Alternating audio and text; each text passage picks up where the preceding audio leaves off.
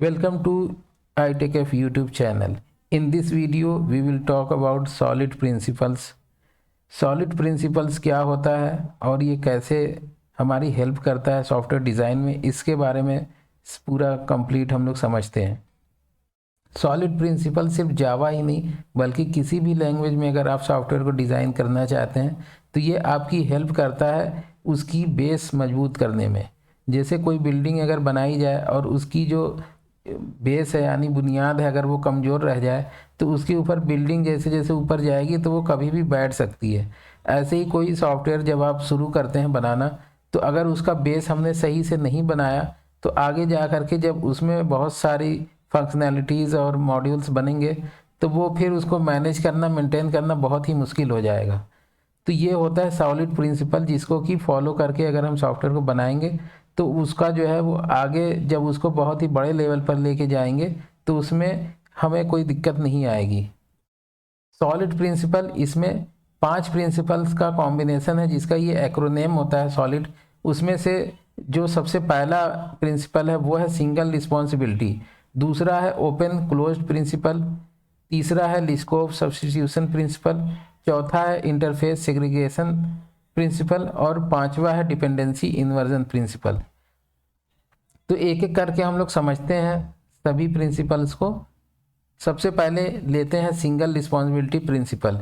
जैसा कि नाम से ही ये समझ में आ रहा है कि सिंगल रिस्पॉन्सिबिलिटी, जब हम कोई भी सॉफ्टवेयर डिज़ाइन करना शुरू करें तो उसमें हमें ये ध्यान में रखना चाहिए कि जो भी हम अपनी क्लासेस ले रहे हैं बना रहे हैं उसमें ये बात एकदम इंश्योर करें कि वो सिर्फ एक सिंगल रिस्पॉन्सिबिलिटी को फॉलो करता हो, यानी कि वो एट ए टाइम एक ही काम करे। जब हम कोई सॉफ्टवेयर डिज़ाइन कर रहे हैं तो वो हमारे हाथ में होता है कि हम उसमें कुछ भी कर सकते हैं, लेकिन फिर ये आगे मेंटेन करना मैनेज करना उसमें मुश्किल हो जाएगा और ये एक अच्छी डिज़ाइन नहीं मानी जाएगी। तो इसलिए जब आप कोई क्लास को बनाते हैं तो उसमें ध्यान रखें कि वो बस एक ही टाइप का काम करे।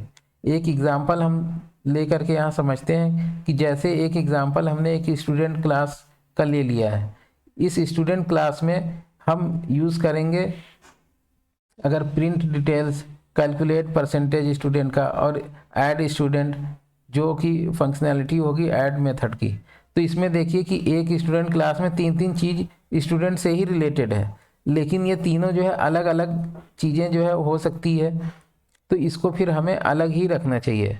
जैसे स्टूडेंट की जो डिटेल है प्रिंट करने की, ये प्रिंट एक काम है जो कि हमें अलग करना चाहिए, क्योंकि सिंगल रिस्पॉन्सिबिलिटी जब रहेगी तो प्रिंट से हो सकता है कि हमें प्रिंटर से प्रिंट करना हो या हमें और कुछ प्रिंट करना हो तो आगे चल करके हमें दिक्कत ना आए। तो इसके लिए क्या किया गया है कि स्टूडेंट का जो भी ऐड स्टूडेंट था वो अलग मेथड कर दिया गया, प्रिंट स्टूडेंट का अलग मेथड बना दिया गया और परसेंटेज कैलकुलेट करने के लिए अलग से क्लास बना दी गई। तो यहाँ पर 3 अलग अलग क्लासेस में इसको डिवाइड कर दिया गया। तो ये सिंगल रिस्पॉन्सिबिलिटी प्रिंसिपल का यहाँ पर ये फॉलो किया गया है। अगर इसको फॉलो ना करके एक में ही कर देते तो भी हमारा काम तो हो जाना था, लेकिन ये डिज़ाइन जो है वो हमारी फिर कमज़ोर होती, बुनियाद अच्छी नहीं होती। नेक्स्ट प्रिंसिपल पे हम लोग आगे बढ़ते हैं और बात करते हैं ओपन क्लोज प्रिंसिपल। इसमें होता है कि ओपन फॉर एक्सटेंशन और क्लोज फॉर मॉडिफिकेशन। जो हमने कोई भी क्लास बनाई है तो उसमें हम चाहते हैं कि कोई भी हमारी क्लास जो है वो उसको एक्सटेंड तो कर ले लेकिन उसमें मॉडिफाई ना करे डायरेक्टली। अगर डायरेक्टली मॉडिफाई कर देगा तो उससे क्या प्रॉब्लम होगी, ऐसा हो सकता है कि हमारी जो क्लास बनी हुई है वो बहुत अदर्स भी जगह पर यूज़ हो रही हो, जैसे उसमें कोई चेंजेस होगा वो चेंजेस सारे जगह हो जाएंगे और वो फंक्शनैलिटी ब्रेक हो सकती है। इसलिए ये प्रिंसिपल आया है कि जिससे हम उस क्लास को सिर्फ जो है एक्सटेंड करके कुछ और फीचर्स उसमें ऐड करना है तो कर लें, अदरवाइज उस क्लास को हम ना छेड़ें। इसका अगर एग्जांपल हम एक देखें तो यहाँ पर व्हीकल इन्फो एक यहाँ पर क्लास है, इसके अंदर एक मेथड है व्हीकल नंबर। अब इसमें देखिए इसको यहाँ पर एक कार का भी ये इंस्टेंस हो सकता है और बाइक का भी, तो इसको यहाँ पर ये चेक किया गया अगर व्हीकल इन्फो हमारे पास है तो ये कार और बाइक दोनों की हो सकती है। यहाँ पर देख सकते हैं कि जैसे ये व्हीकल इन्फो हमारे पास क्लास है, व्हीकल नंबर एक है, तो देख सकते हैं कि जो पहली हमारी इम्प्लीमेंटेशन थी उसके अंदर ही हम जो है इफ़ कंडीशन लगाते जा रहे हैं और उसी के अंदर चेंजेस करते जा रहे हैं, तो ये एक अच्छी डिज़ाइन नहीं साबित होगी। बजाय इसके कि हम एक ऐसी क्लास बनाएं व्हीकल इन्फो जिसके अंदर व्हीकल नंबर हो सिर्फ, और इस जो मेथड है इसकी फंक्शनैलिटी हम लोग चेंज कर सकते हैं इसको एक्सटेंड करके, ना कि उसी में जा के बार बार चेंजेस करते रहें। तो उम्मीद है कि समझ में आया होगा। सिंपल सी बात यह है कि जो भी क्लास बनाई है उसके अंदर जो भी मेथड है उसको नहीं छेड़ना है, बल्कि उसको अगर कुछ चेंजेस करने हैं तो उसको एक्सटेंड करके अपने वाले में चेंजेस करना है, जिससे कि वो पूरी की पूरी कहीं यूज़ हो रही हो तो उसमें कोई दिक्कत ना आए। यही प्रिंसिपल होता है ओपन क्लोज प्रिंसिपल। आगे बढ़ते हैं और तीसरे प्रिंसिपल की बात करते हैं, स्कोप सब्स्टिट्यूशन प्रिंसिपल। ये प्रिंसिपल कहता है कि जो भी हमने एक क्लास बनाई है, मान लीजिए कि एक क्लास है जो कि subtype of class B, then we should be able to replace B with A without interrupting the behaviour of the program. जो हमारी पेरेंट क्लास हो और जो चाइल्ड क्लास हो ये आपस में सब्स्टिट्यूट हो सकें बिना जो है जो कोडिंग जो प्रोग्राम है उसके बिहेवियर को चेंज करते हुए, तो इसको ही लिस्कोप सब्स्टिट्यूशन प्रिंसिपल कहते हैं। यहाँ पर एक एग्जाम्पल है स्टूडेंट का।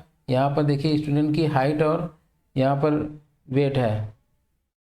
इसमें क्या हुआ कि हाइट वेट को यहाँ पर लेने के बाद इसको एक्सटेंड की गई क्लास को, और इसमें सेट हाइट कर दी गई और फिर इसमें वेट कर दिया गया। लेकिन ये इसमें दिक्कत क्या आ जाएगी कि ये सब्स्टिट्यूट नहीं हो पाएगा। अगर जो यहाँ पर स्टूडेंट बीएमआई निकाली जा रहा है इसको स्टूडेंट से हम लोग सब्स्टिट्यूट नहीं कर सकते, तो इसलिए यहाँ पर ये वायलेशन करता है लिस्कोप सब्स्टिट्यूशन प्रिंसिपल का। तो ये था लिस्कोप सब्स्टिट्यूशन प्रिंसिपल जिसमें कि हमें उसको पूरा का पूरा आपस में इंटरचेंज कर सकें, ऐसा होना चाहिए। नेक्स्ट प्रिंसिपल पे आगे बढ़ते हैं और बात करते हैं इंटरफेस सेग्रीगेशन की। इस प्रिंसिपल में होता ये है कि जो भी हमने एक इंटरफेस बनाया है अगर उसके अंदर हम इंटरफेस, जाहिर सी बात है कोई ना कोई उसको क्लास इम्प्लीमेंट करनी पड़ेगी फिर जाके वो यूज़ होगा, तो उस इंटरफेस में हम ऐसे मेथड ना दे दें जो उससे अनरिलेटेड हो, जिससे कि कोई उसको यूज़ करे तो उसको अननेसेसरी का सारे के सारे उसके मेथड को इम्प्लीमेंट करना पड़ जाएगा। तो इसलिए सिर्फ वही मेथड रखें जो उससे रिलेटेड हो और हमारा जो क्लाइंट होगा जो भी यूज़ कर रहा होगा वो उसको अननेसेसरी का इम्प्लीमेंट ना करें। जैसे यहाँ पर एग्जांपल दिया हुआ है इंटरफेस का। यहाँ पर देखिए int to double, int to char, char to string, इसमें 3 तरीके के जो है मेथड हैं। अब किसी को इंट टू डबल खाली करना है तो वो और को क्यों इम्प्लीमेंट करे, तो इसलिए इसको अगर हम इंटरफेस सेग्रीगेशन के हिसाब से करें तो यहाँ पर हम अलग अलग इंटरफेस बना सकते हैं, जिसके अंदर जैसे एक ले लिया interface convert int to double, इसके अंदर इंट टू डबल रख दिया और उसके बाद फिर ये इंटरफेस अलग बना दिया। इस तरीके से हम इसको सेपरेट कर सकते हैं। तो ये हो गया हमारा प्रिंसिपल इंटरफेस सेग्रीगेशन का। नेक्स्ट प्रिंसिपल जो है डिपेंडेंसी इन्वर्जन, जो कि लास्ट प्रिंसिपल भी है। ये डिपेंडेंसी इन्वर्जन प्रिंसिपल ये कहता है the principle states that we must use abstraction instead of concrete implementations.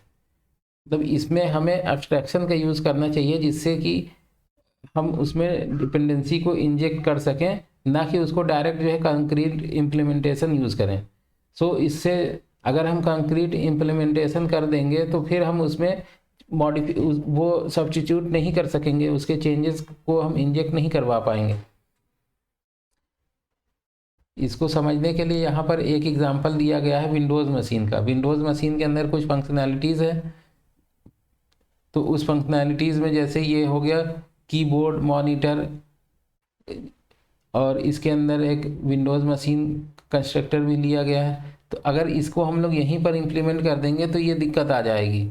तो इसको ये ना करके हम लोग इसको अलग अलग एक इंटरफेस जैसे ले लिया कीबोर्ड का, कीबोर्ड इंटरफेस अलग हो गया, उसके बाद विंडोज़ मशीन का अलग हो गया, ये एक अलग क्लास है जिसके अंदर की कीबोर्ड को यूज़ कर लेंगे। तो ये हो गया डिपेंडेंसी इन्वर्जन, जिसके अंदर की चीज़ों को अलग अलग कर दिया, जिससे कि रन टाइम में इसको जो है डिपेंडेंसी को इंजेक्ट किया जा सके। लास्ट में बात करते हैं कि why should we use SOLID principles. किसी भी चीज़ को हमें पता नहीं होगा कि क्यों यूज़ करना चाहिए, तो हम कंफ्यूज होते रहेंगे। तो सबसे पहला है, it reduce dependencies so that A block of code can be change without affecting the other code blocks. एक कोड ब्लॉक को दूसरे कोड ब्लॉक के चेंज करने से कोई फ़र्क नहीं पड़ना चाहिए। The principle intended to make design easier. और अगला है, by using the principle the system is maintainable, testable, scalable and reusable. ये सबसे ज़रूरी चीज़ है कि बहुत सारे लोग ऐसे होते हैं, ऐसी क्लास लिख देते हैं कि जो उनके सिवा और कोई समझ नहीं सकता, या कभी तो वो खुद ही भूल जाते हैं कि क्या कर दिया। तो इसीलिए ये प्रिंसिपल है कि इसको फॉलो करके जब हम अपना काम करेंगे तो हमारी जो क्लास है वो बहुत ज़्यादा, जो हमारे सिस्टम है, जो एप्लीकेशन बनाएंगे, मेंटेनेबल होगा, टेस्टेबल होगा और वो स्केलेबल हो सकता है, जिससे कि ईजिली हम उसको आगे लेके जा सकें।